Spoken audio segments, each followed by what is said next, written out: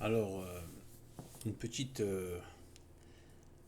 vidéo sur une méditation, sur un aspect. Vous savez, sur la parabole de Lazare le mauvais riche, donc donnée par Jésus-Christ lui-même. Alors, c'est vrai que moi, il y a toujours eu un fond qui m'a un peu dérangé. Vous savez, c'est au moment où, quand il va en enfer, après avoir été inique vis-à-vis du pauvre, lui, d'avoir été dans le luxe, etc. et tout, en méprisant les pauvres, totalement. Euh, et donc en fait, le,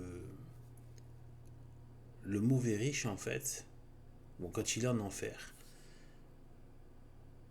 eh bien, un truc qui m'a toujours dérangé,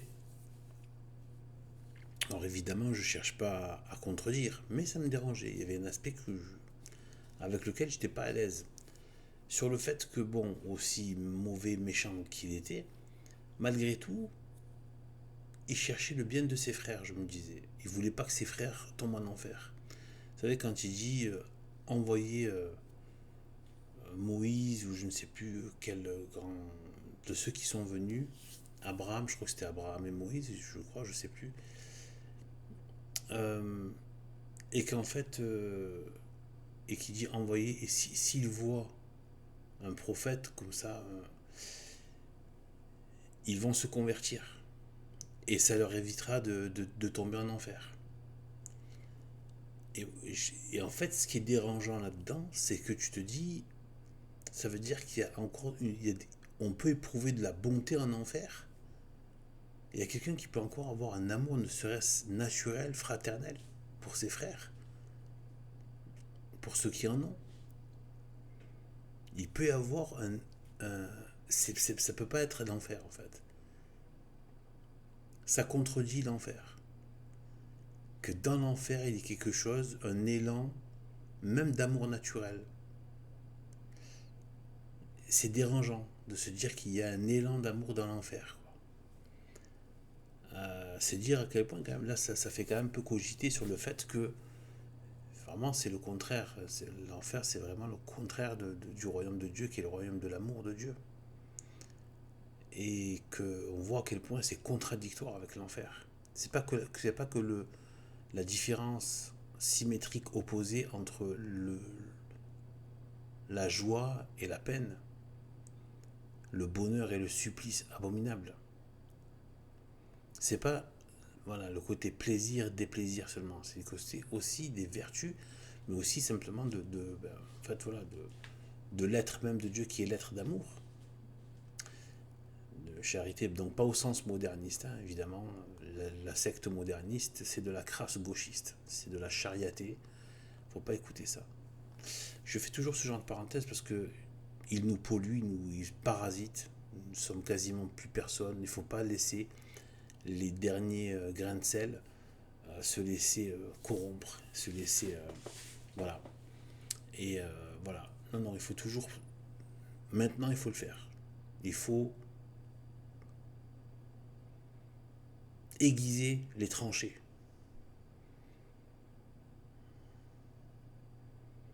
Il faut faire front contre les modernistes et bien se distinguer d'eux. Et donc par rapport à cette donc l'être de la charité même, parce que pour eux pour les modernistes c'est la charité barbecue avec une gay pride quoi, et des migrants qui égorgent au nom d'un voilà, au nom d'un démon ou je ne sais quoi. Voilà, pour eux c'est ça en fait la chariaté, et que tous les braves gens doivent se laisser égorger au nom de la chariaté. Donc en fait, bien sûr pas eux, sauf les modernistes, sauf ceux qui font cette propagande. Ils demandent aux autres de se faire trucider, mais pas eux, bien sûr. Donc en fait, c'est un truc absolument maléfique, satanique, malsain, c'est dégueulasse, c'est immonde, cette, cette attaque perpétuelle, permanente contre la vraie charité catholique, par la fausse charité moderniste gauchiste. C'est ça la vérité. Donc, du coup, il y a cette question. Je me suis dit, mais il y a au moins un reste d'amour naturel. Voilà, ça va pas. On peut pas imaginer que quelqu'un comme ça soit en enfer, éternellement, alors qu'il a un bon élan en lui.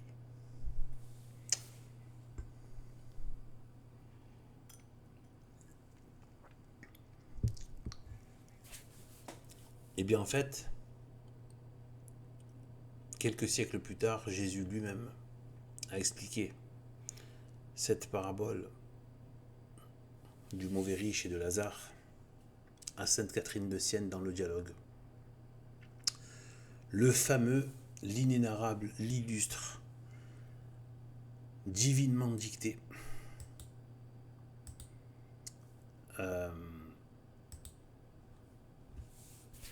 Le dialogue de Sainte Catherine de Sienne. En fait, l'Église a toujours enseigné qu'il n'y a que de la haine, et que des blasphèmes, de la haine perpétuelle et permanente contre Dieu, contre le bien, contre tout ce qui est de Dieu. La haine entre eux, la haine entre les habitants de l'enfer, entre les damnés, contre les démons qui leur font subir des atrocités inimaginables, irracontables, même des choses obscènes, avec des trucs de malades, voilà, pour certains supplices, d'autres sur d'autres, selon les péchés.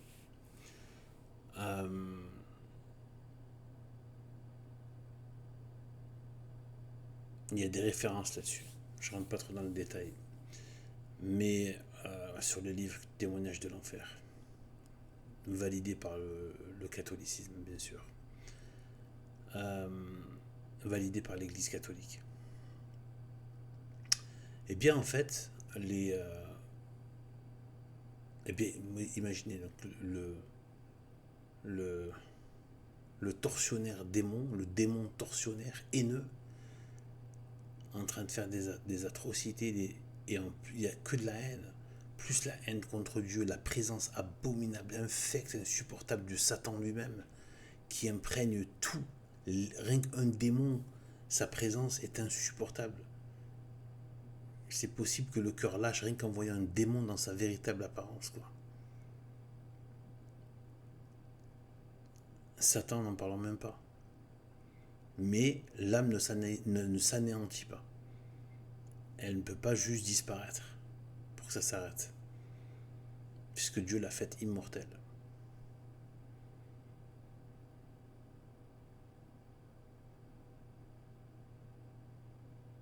On ne peut même pas fuir dans le néant.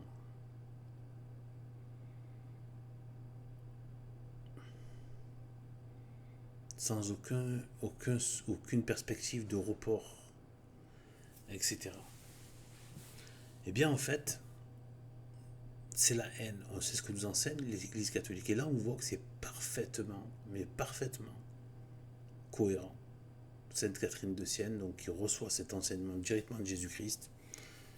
C'est pas Sainte Catherine de Sienne, elle ne fait que rendre ce que Jésus lui disait. Eh bien, en fait, regardez, et après on va en arriver à Lazare. La haine des damnés est telle qu'ils ne peuvent vouloir ni désirer aucun bien, mais ils blasphèment sans cesse contre moi. Pourquoi ne peuvent-ils désirer aucun bien? Parce qu'avec la vie de l'homme finit l'usage de son libre arbitre. Il a perdu le temps qu'il avait pour pouvoir mériter. Quand par le péché mortel on meurt dans la haine, la justice divine enchaîne pour toujours à la haine l'âme, qui reste éternellement obstinée dans le mal qu'elle a commis, se dévorant elle-même et augmentant sa peine des peines de ceux dont elle a causé la damnation. Donc, petite parenthèse par rapport à la vidéo sur tous ceux qui s'adonnent là, tous ceux qui insultent l'Eucharistie, les fils de Bélial qui insultent la Sainte Eucharistie, qui entraînent les âmes à la damnation. Aux pseudo-catholiques, pseudo, hein, j'ai bien dit pseudo avec un gros pseudo et un tout petit K avec catholique avec un K. Ouais, c'est pas catholique. Quoi.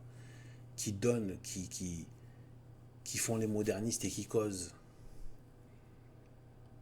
le scandale et qui amènent les autres à la damnation ou qui donnent des occasions de tomber dans la damnation à force de faire justement des rencontres œcuméniques et de dialoguer avec l'ennemi, donc de laisser la parole et donc le venin de l'ennemi se répandre.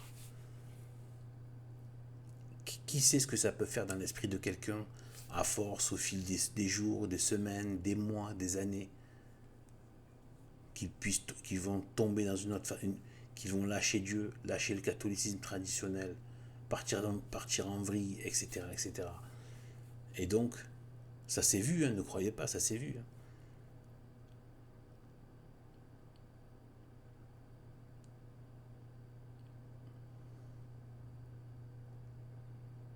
Surtout ceux qui sont passés par des mauvaises chapelles, de mauvais pseudo-prêtres.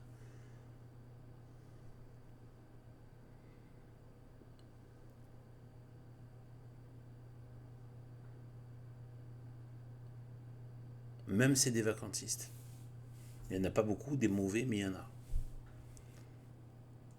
Et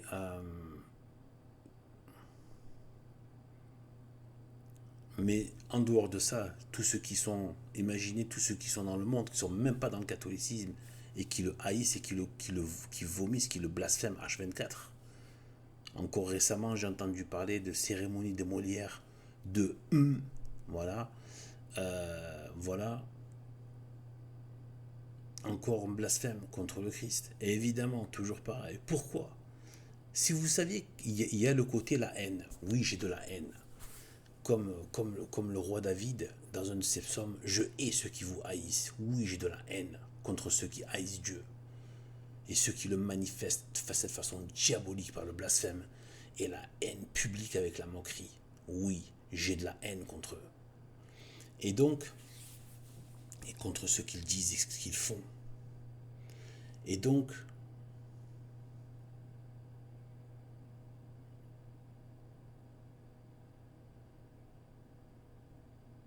mais il y a un autre pendant à ça. Il y a un autre pendant à ça. C'est que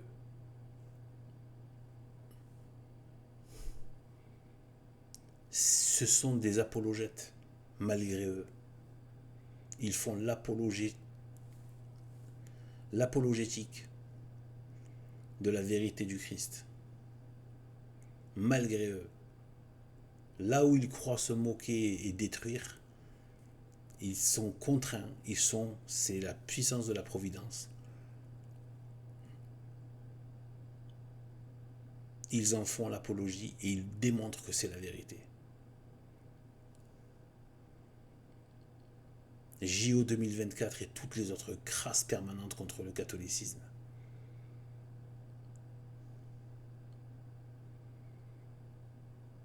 Avec le silence évidemment complice de la bâtardise des chiens du Vatican II, modernistes. C'est que on ne s'attaque pas à un personnage de dessin animé, de mythologie comme ça. Pourquoi ils font pas des choses comme ça contre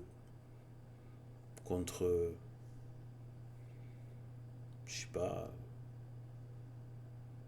Zeus, Poséidon, Bouddha, Mahomet, ils en ont rien à faire. Le Christ. Malgré eux, du fond maudit, du fond extrêmement maudit, de la lie de chiure de leur blasphème démoniaque, ils professent que Jésus-Christ est Dieu et le Seigneur, parce qu'ils ne peuvent s'en détourner.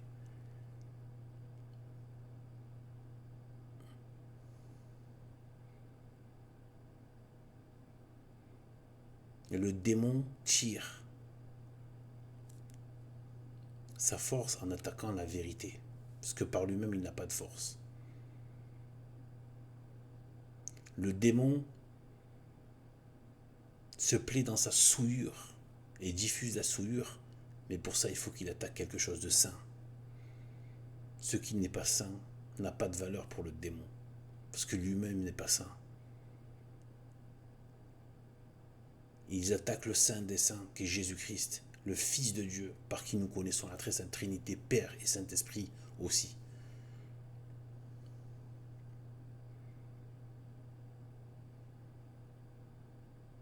Eh bien, attention, tous ces gens-là, tous les qui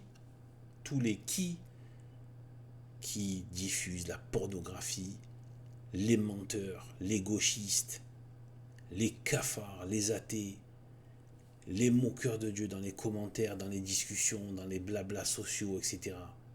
Tout ce qui cause et qui entraîne les autres. Regardez la parabole de Lazare, on va comprendre. Le mauvais riche demandait en grâce que Lazare alla trouver ses frères qui étaient restés dans le monde pour leur annoncer son supplice. Donc dans Saint Luc. Ce n'était pas par charité. Non, on en revient. C'était pas de la charité. Moi, je pensais que c'était une forme de comment une charité est possible en enfer.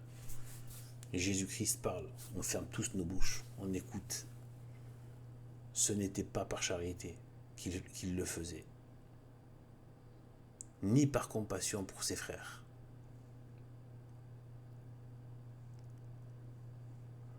Pas de compassion pour ses frères, puisqu'il était privé de charité.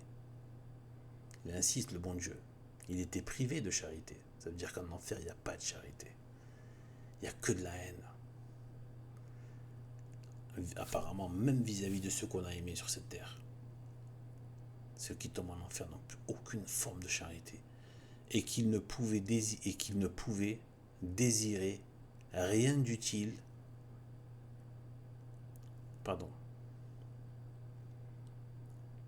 Et qu'ils ne pouvaient désirer rien d'utile à mon honneur et au salut des autres. Je t'ai dit que les damnés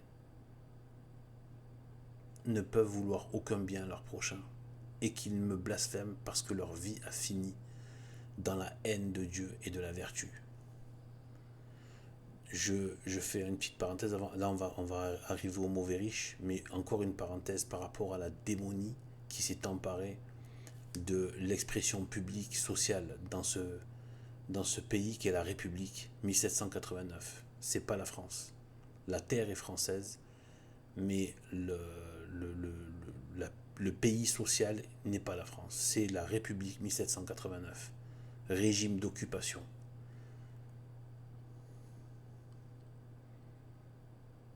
Je veux même pas trop insister sur l'aspect maçonnique. C'est un pouvoir satanique tout simplement en fait. Et c'est Satan d'ailleurs qui a séduit et fait tomber les francs-maçons dans la haine du Christ. Et donc en fait, regardez, cet esprit de blasphème d'où il vient le fond, il nous le dit Jésus, et qu'ils me blasphèment parce que leur vie a fini dans la haine de Dieu et de la vertu. Ça veut dire que ceux qui blasphèment ici sur cette terre, il ne faut pas croire que c'est que des pseudo-artistes pourraves de la fiente de démons. C'est pas ça.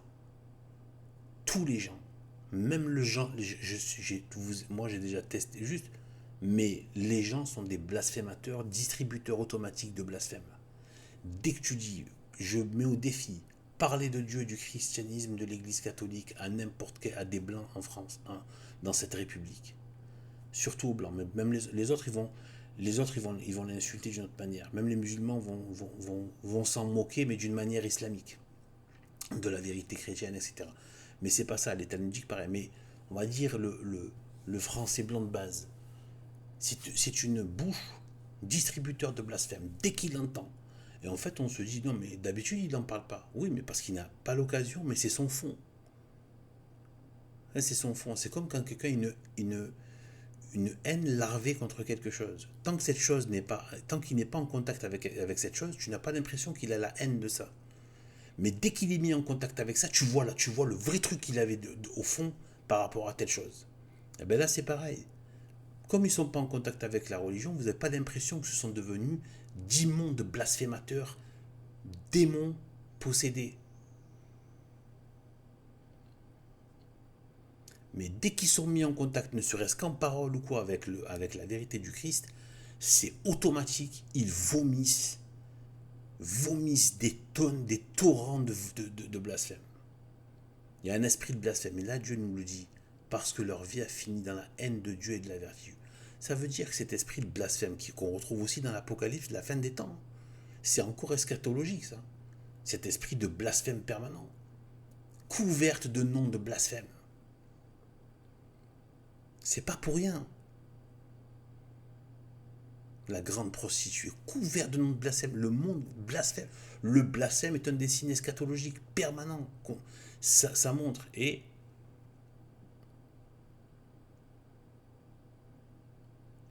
ça veut dire que ceux qui sont maintenant, qui ne sont pas en enfer, mais ça veut dire qu'ils sont sous l'influence de l'enfer. L'enfer blasphème contre Dieu perpétuellement, éternellement.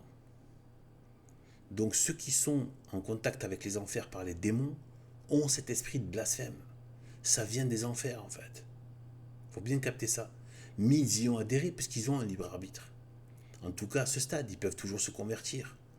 Mais en attendant, ils ont cet esprit de blasphème. Et cet esprit de blasphème, c'est, là il nous le dit le bon Dieu, c'est la haine en vérité. Ceux qui disent ouais mais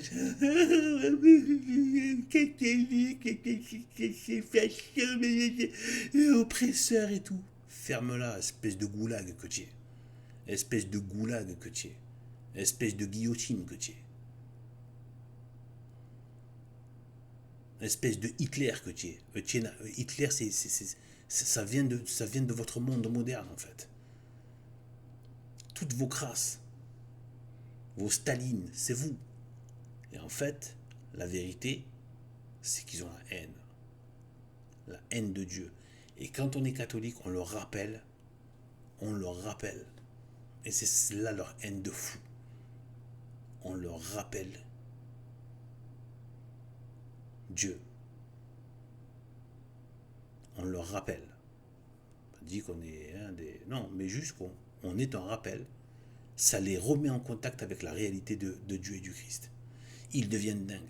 Et donc, ils se comportent dès maintenant comme ils se comportent, comme se comportent les damnés.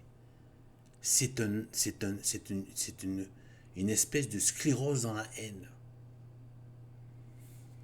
Et donc, en fait, là, donc, Dieu Jésus-Christ va dire à Sainte Catherine de Sienne et par elle à nous ce qu'il y a derrière.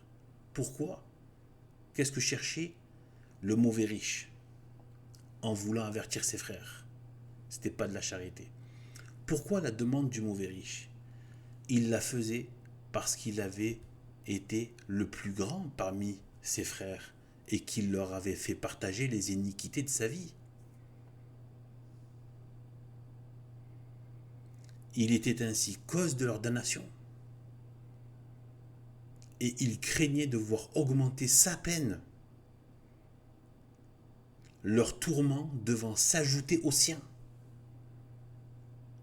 Car ceux qui meurent dans la haine se dévorent éternellement entre eux dans la haine.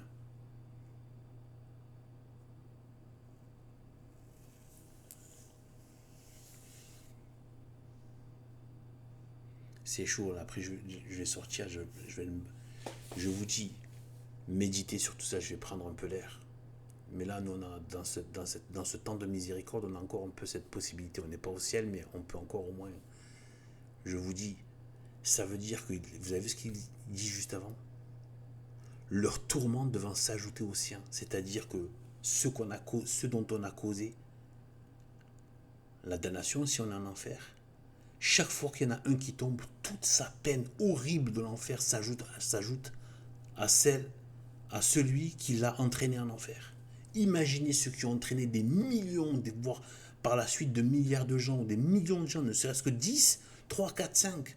Imaginez des milliers, centaines de milliers, de millions de gens en enfer avec eux. Donc en fait, c'était pas de la charité. C'était juste pour faire en sorte, il préférait qu'il ne tombe pas en enfer, juste pour que lui, parce que lui il sait qu'il n'en sortira pas de toute façon. Qu'ils aillent au ciel ou pas, il n'en sortira pas.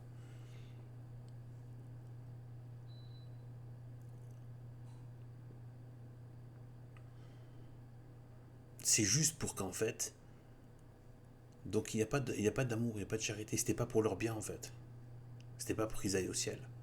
C'était juste pour que lui, ses peines ne s'augmentent pas de leur damnation, parce que eux, lui, il a causé, il les a entraînés dans l'iniquité, c'est-à-dire voilà, le contraire de la vertu, et donc tout ce qui va avec, les péchés, le désordre, etc. Voilà, ce qui est contraire à Dieu. Voilà pourquoi il voulait faire avertir ses frères. Moi, je pensais, voilà, tu vois, j'avais pas la lumière à ce niveau-là. Et là, en ayant vu ça, ben, j'ai été éclairé, j'ai compris. Et ça correspond du coup tout à fait au fait que l'Église enseigne qu'il n'y a que du mal en enfer, il n'y a pas de bien, il n'y a pas d'amour, il n'y a pas de, il y a pas de, il y a pas de bien, il n'y a pas de bonnes intentions, il n'y a pas de que, voilà, il y a que de la haine.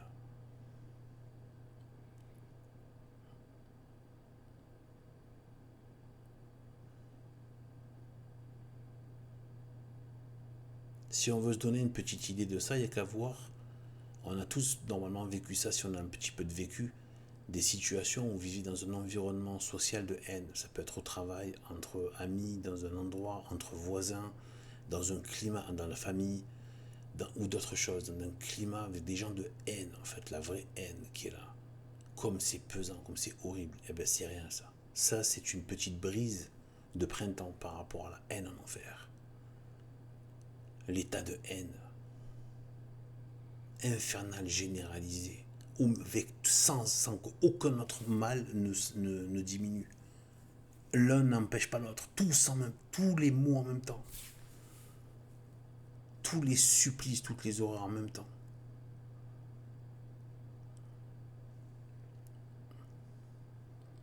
Donc vous voyez comme on peut après être éclairé sur des choses. Donc il ne faut pas se rebeller quand on ne comprend pas. Bon, ben, pendant ce temps-là, on ne comprend pas et on laisse. Puis après, Dieu soit nous éclaire par le Saint-Esprit, directement dans notre intelligence. Moi, ça m'arrive fréquemment grâce à Dieu.